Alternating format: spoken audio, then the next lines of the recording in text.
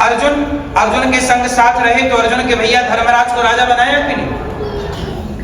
भगवान तो कहते हैं मैं तुझे राजा ही बनाऊंगा, पर तू मेरी शरण में तो आ, मेरा तो बन, वो स्वार्थ छोड़ के तो आ। मैं डिसाइड करूंगा ना कि तुझे क्या देना है, तुम ही डिसाइड करके आ। तो हे भगवान ये दे देना, ये भगवान बोले थे तू ही डिसाइड कर ले। जब आप ही सारा काम कर लोगे तो भगवान इस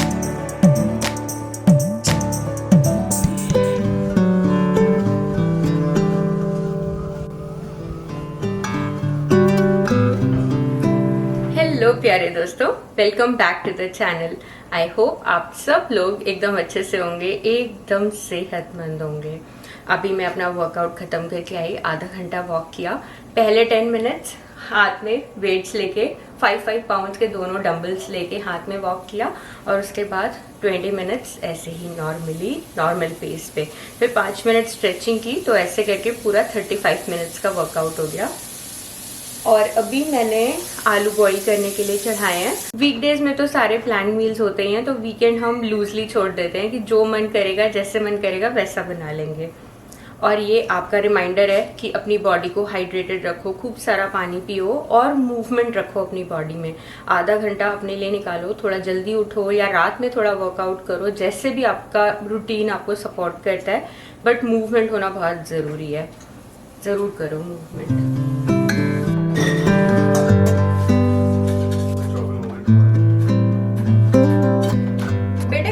पापा ने ना मिक्सचर में ही डाल दिया। अंशुल एक बार चेक करना बच्चों का दूध हो गया गरम। आज मैं हेल्पर हूँ और हमारे मास्टर शेफ ने बड़ी अच्छी सी फिलिंग बना के रेडी की है। आलू, पनीर, चीज, टमाटर, प्याज, बहुत अच्छा लग रहा है, फ्लेवरफुल है एकदम। इसका तो ना पराठा भी बन सकता है। टमाटर है? हाँ टमाटर है, बट डबल लेयर वाला ट्राई कर सकते हैं। ट्राई कर।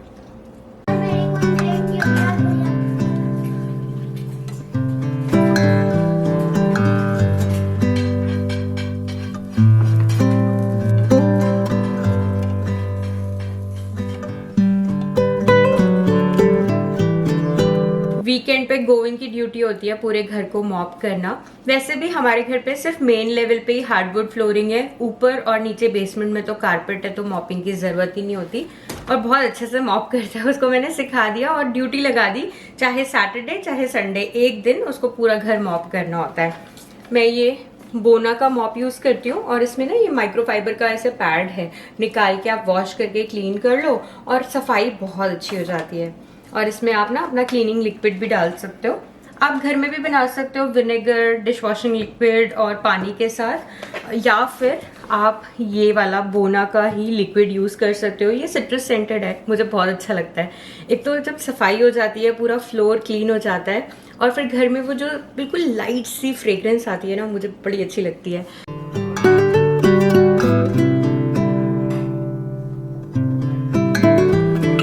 आप लोग लास्ट वीडियो में बोल रहे थे प्रिया आपके बाल बड़े अच्छे लग रहे हैं। एक तो वो मेहंदी का भी कमाल था, और मैं ज्यादा कुछ एक्स्ट्रा प्रोडक्ट्स यूज नहीं करती अपने बालों के लिए।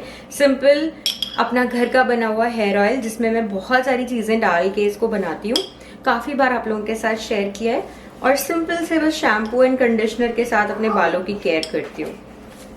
आज मैंने सोचा बच्चों को भी थोड़ा हेयर ऑयलिंग कर देती हूँ। इसमें ना अनियन, मेथी दाना, करी लीव्स, रोजमेरी, जितनी चीज़ें होती है ना अच्छी बालों के लिए, मैं सब ऐड कर देती हूँ।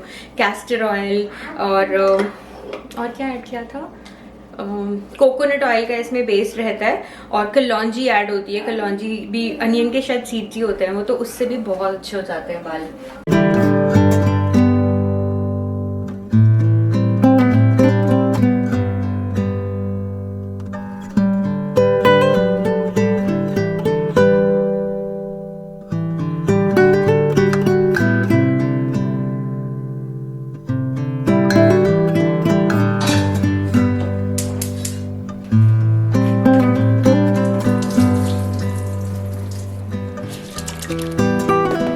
आज लंच के लिए मैं बना रही हूँ कढ़ी पकौड़ा, और पकौड़े के लिए ना मैंने खूब सारी वेजिटेबल्स चॉप करा ली थी अंशुल से। एकदम बढ़िया से बारीक बारीक चॉप कर देते हैं वो। और थोड़ा सा बस बेसन मसाले मिला के मैं अपने अपम पैन में ही इसके पकौड़े बनाऊंगी। और राइस बनने के लिए मैंने रख दिया है। आज एकदम लेजी डे चल रहा है, मज़े से सुबह से रूटीन चल रहा है।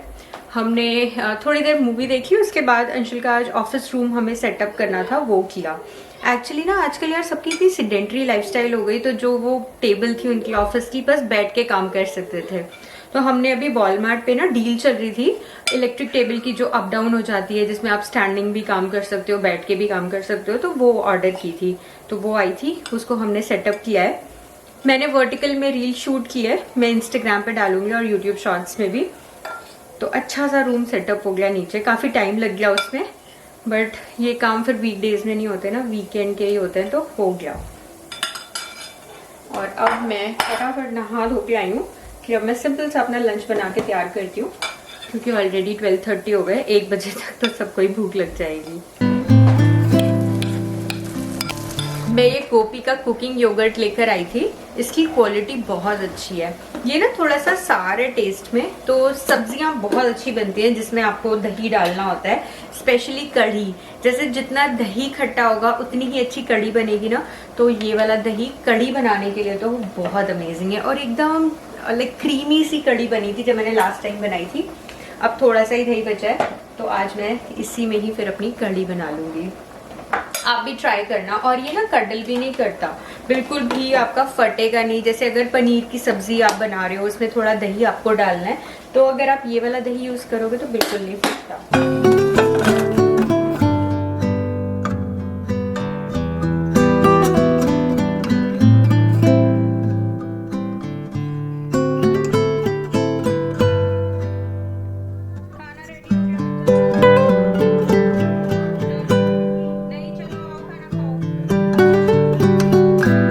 और ये हो गया मेरा लंच बोल रेडी। मैंने राइस बहुत थोड़ा सा लिया है, बट कढ़ी से अपना पूरा बोल भर लिया। और ये पकौड़े भी बहुत अच्छे बने हैं।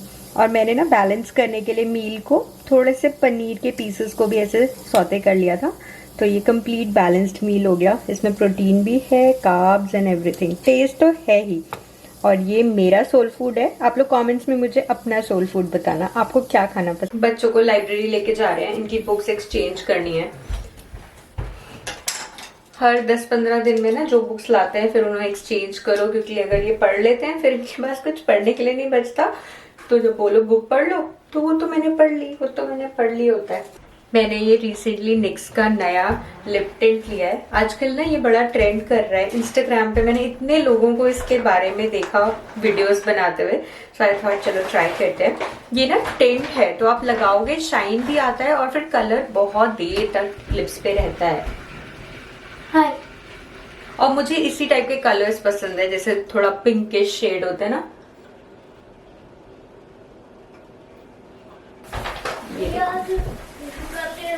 मुझे इसी टाइप के पिंक कलर्स पसंद है। वैसे तो इसमें और भी बहुत रेंज आती है, अगर आपको ब्राउन चॉकलेटी कलर्स पसंद है तो वो भी अवेलेबल है इसमें। नाइस ना।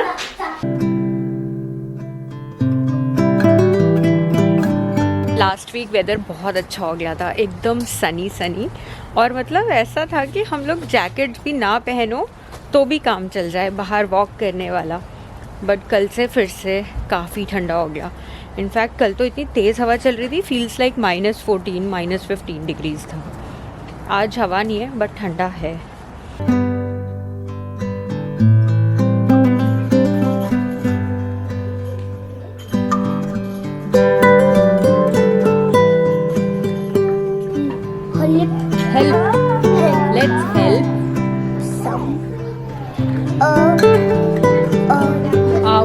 Let's help out.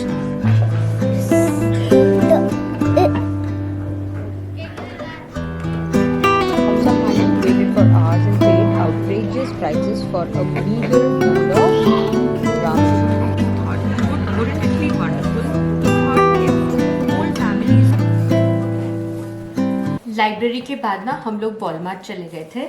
एक तो दूध वगैरह लेना था, वही वीकली जो काम रहता है, और मेरा जो मेमोरी कार्ड है वो बहुत दिनों से बहुत प्रॉब्लम कर रहा था। उसमें राइटिंग स्पीड लो हो गई थी, जिसकी वजह से ना जैसे मैं लॉन्ग क्लिप्स रिकॉर्ड कर रही हूँ, आपसे बात कर रही हूँ 1-2 मिनट की, तो वो बीच में ही बंद हो जाता था। कई बार तो मैं भूलती रह जाती थी और मुझे पता ही नहीं चलता था, कैमरा ने रिकॉर्ड करना बंद कर दिया। तो कार्ड लिया और वहाँ पे ना अभी जैसे अब थोड़ा सा सीज़न चेंज हो रहा है तो कपड़ों पे डील आई हुई थी। मैंने बच्चों के लिए कपड़े लिए हैं, मोस्टली गोविंद के लिए। ये एथलेटिक ब्रांड के जो कपड़े होते हैं ना, ये बहुत ही कंफर्टेबल रहते हैं। इस टाइप की स्वेट शर्ट्स जो हैं वो घर में स्कूल में पहनता है, तो ये वाला एक मैंने लिया है। नेक्स्ट ईयर के लिए लिया है, थोड़ा बड़ा है इसका साइज़। और सेम ही पैटर्न में एक मैंने ब्लू कलर का ले लिया। ये वाला ब्रांड अभी भी वो जो घर में ऐसे स्वेट शर्ट्स पहनता है वो इसी कंपनी का है, तो काफ़ी अच्छा और कंफर्टेबल रहता है। तो ये मैंने 2 ले लिए। एक और कलर था इसमें ब्लैक, बट उसने बोला कि ये मुझे अच्छा नहीं लग रहा। अब थोड़े थोड़े ना उसके भी चॉइसेस आ गए हैं। पहले तो हम जो लेते थे पहन लेता था, बट अब अगर उसको नहीं पसंद आएगा तो वो नहीं पहनेगा। तो फिर जो उसको 2 कलर्स पसंद आए वही लिए। एक और पॉलिथीन है, मैं केशु के लिए भी लेकर आई हूँ, लेकर आती हूँ। केशु वाली एज में ना बच्चे पैंट्स बहुत ख़राब करते हैं, क्योंकि वो सारा टाइम नीज पे बैठ के खेलते हैं और वहीं से सारे पैंट्स इनके फट जाते हैं। तो मैंने ये किसका है, ये गोविंद का है या ये गोविंद का है, ब्लू कलर का, वही एथलेटिक ब्रांड का। इस टाइप के ही बच्चे ना स्कूल में भी पहन के जाते हैं, काफ़ी कंफर्टेबल होते हैं। और ये फ्लीस्ड है अंदर से। कुछ इसी तरीके का, अभी मुझे कंपनी का नाम नहीं पता, कॉस्को में भी मिल रहा था, तो हमने गोविंद के लिए नेक्स्ट ईयर के लिए कॉस्को से भी लेके रख दिया। और आज मुझे ये दिख गया तो ये वाला भी हमने ले लिया उसके लिए।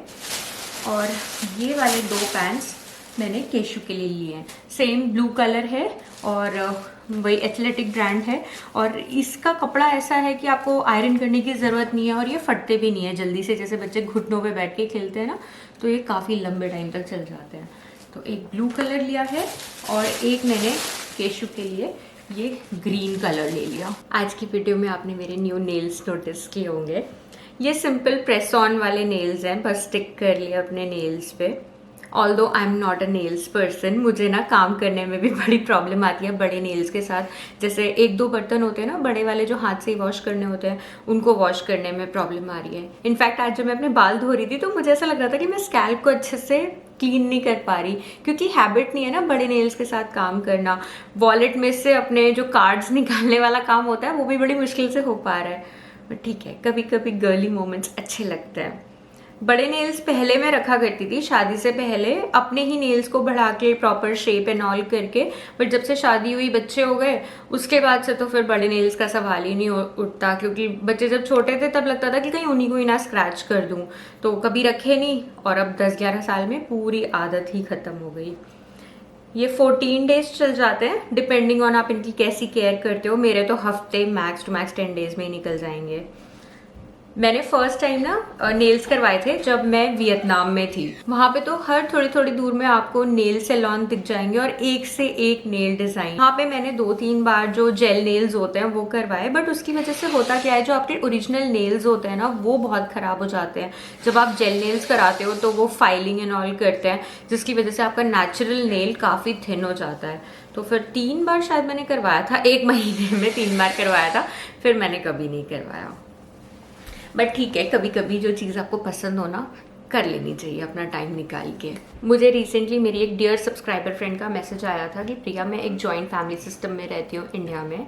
मैं बहुत बार कुछ चीज़ें अपने लिए करने का ट्राई करती हूँ, बट मैं फेल हो जाती हूँ। कभी तो सोसाइटी का प्रेशर होता है, कभी फैमिली ही सपोर्ट नहीं कर रही होती, या कभी मैंने कुछ अपने लिए जब ट्राई किया तो मैं खुद नहीं कर पाई, और मैं उसी लूप होल में घूमती रहती हूँ। और मुझे कभी कभी ऐसी फीलिंग आती है जैसे मैं वर्थलेस हूँ।